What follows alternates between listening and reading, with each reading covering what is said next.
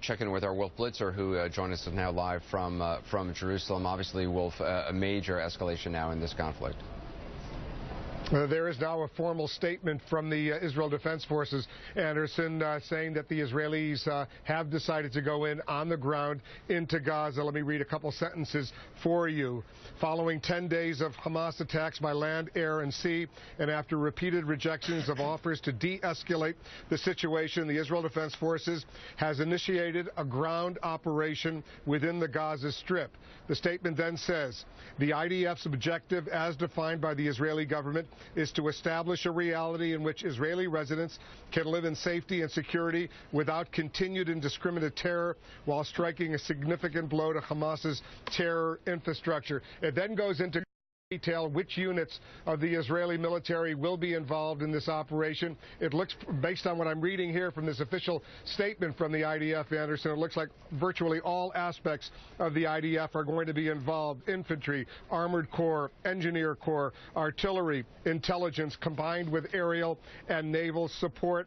The effort will also be supported, it says, by the Israeli Security Agency and other intelligence organizations. So what so many of us had anticipated over these past nearly 10 days is now about to happen. Israel moving in on the ground into Gaza. And as you know, in the past 10 days, the Israeli military, they've mobilized about 50,000 troops, reservists who were doing their regular jobs, spending time with their family over the past 10 days. They were activated.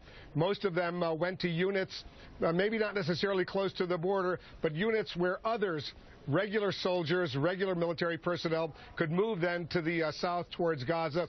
And now this operation will not only be from the air and the sea, which it has been, but will now be deliberately by the Israeli cabinet on the ground. So obviously a huge development unfolding between Israel and Hamas in Gaza. And Wolf, I mean, as you know, we've all spent time in Gaza City. Operating on the ground there for these Israeli military units is going to be very, very tricky, very, very dangerous. It's going to be very dangerous. It's going to be deadly. Palestinian civilians.